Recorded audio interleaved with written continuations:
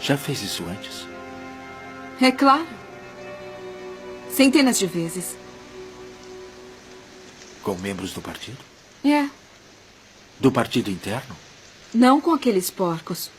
Embora muitos quisessem. Olhe, odeio pureza.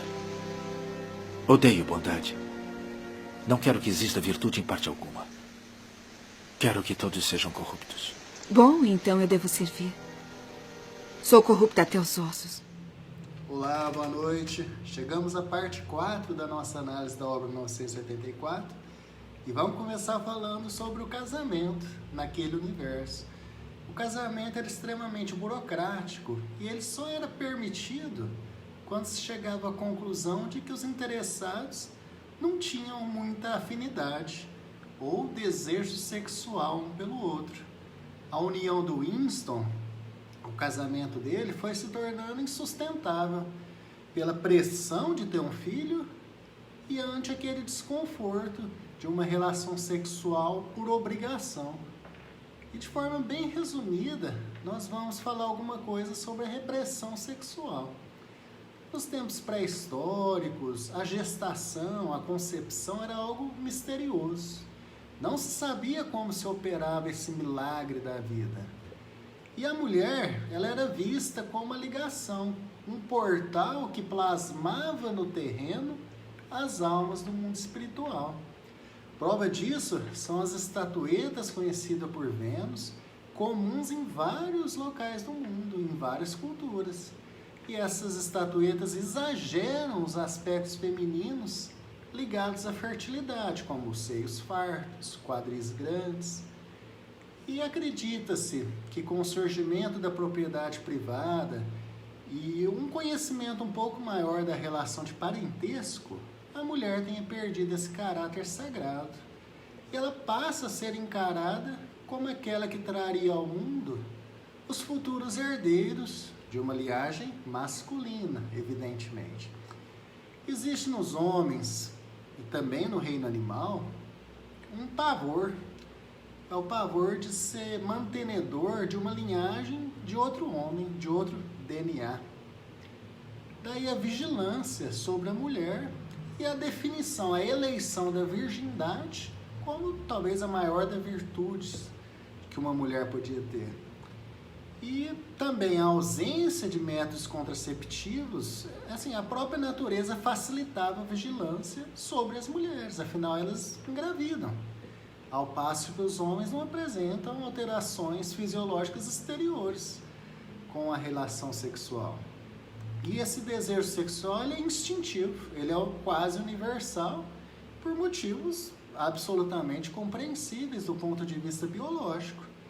Replicar-se é a palavra de ordem para o nosso DNA. E como todos os instintos, eles não são necessariamente certos ou errados. Jung, ele anota o seguinte: toda ação consciente ou todo acontecimento que você vive conscientemente, ele tem um duplo aspecto. Isto é, um aspecto consciente e um aspecto inconsciente. O aspecto inconsciente, onde reside o nosso instinto, aquela apreciação luminosa da realidade, ele vem sendo combatido há tempos. E com a modernidade ele ganhou áreas de idiotice, de crendice. Não trabalhamos esses aspectos instintivos, o que deixa as nossas vivências esquálidas, unilaterais e sem muito significado. O preconceito enraizou, seja na cultura ocidental, seja na oriental, é essa crença que os seres humanos, sendo superiores aos animais, devem renegar tudo que vem do mundo animal. E se não for possível a completa erradicação, deve-se aviltar todo esse aspecto, tornando abjeto, uma coisa indigna até de ser conversada abertamente.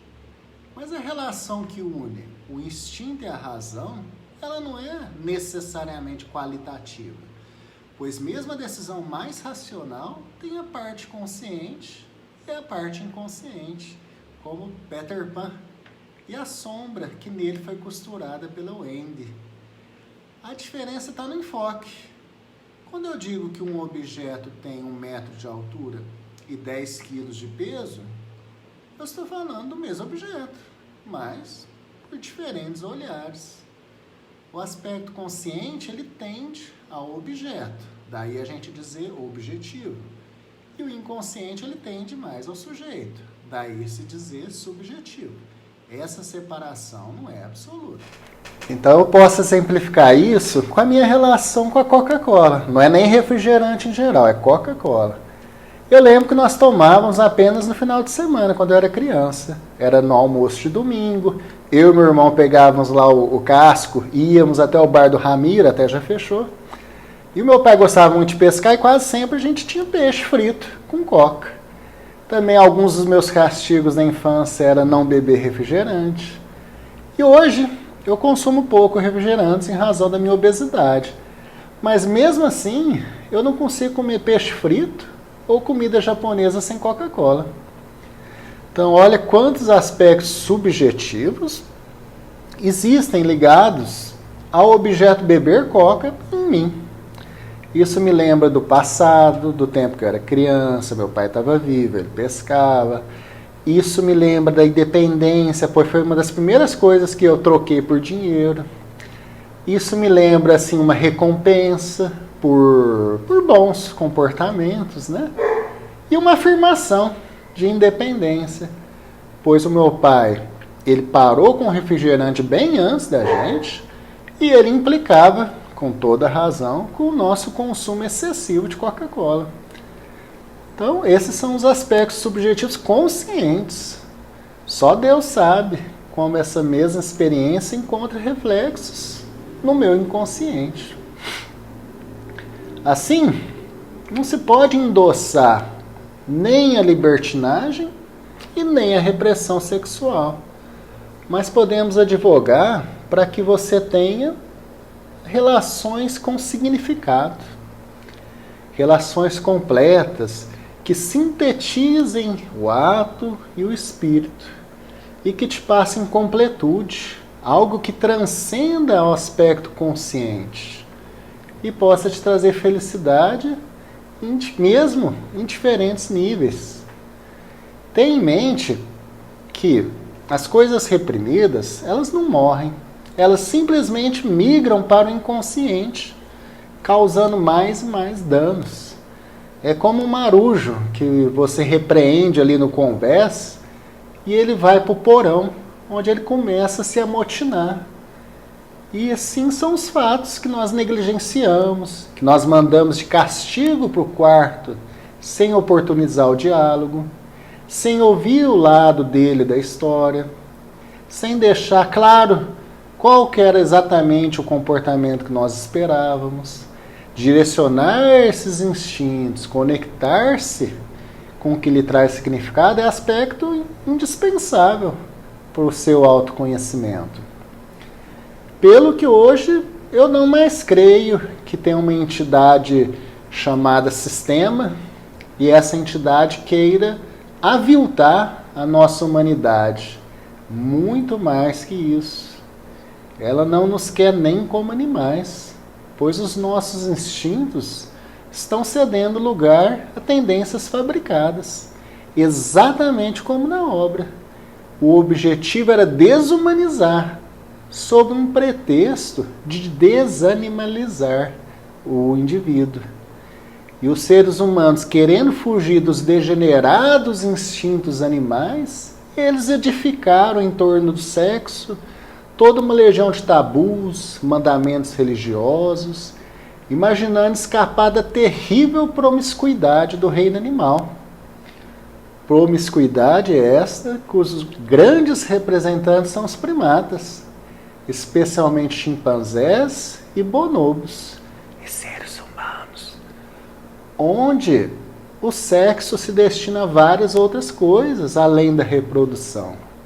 Negar o nosso parentesco animal, negar que nós somos semelhantes aos grandes primatas, tem a ver com negar que nós tenhamos comportamentos parecidos.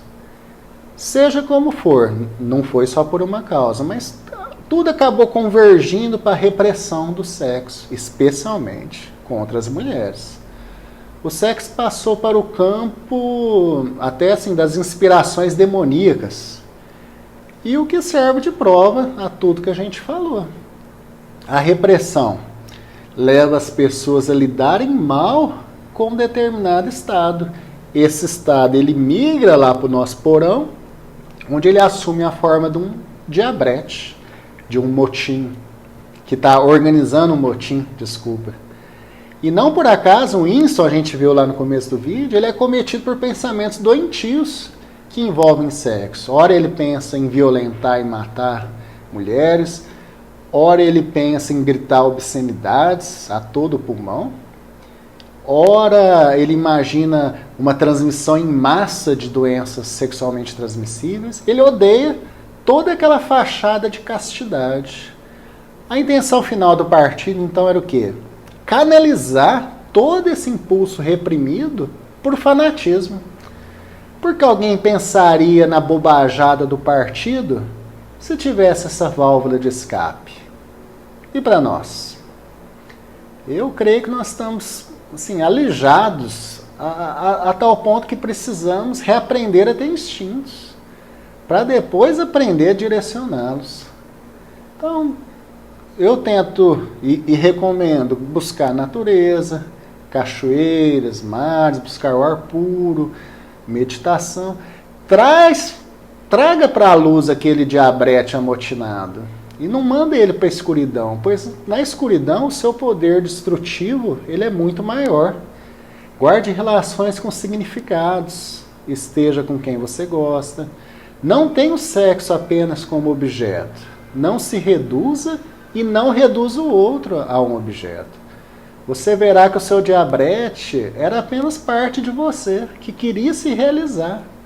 E se realiza bem quando ele se realiza com significado. Quando ele consegue se unir às ideias que guardam a mesma natureza do seu inconsciente. Assim como aquele mito de Psique e o seu sonho de se unir ao Cupido. E tal qual a aspiração do ser humano a se unir com o divino.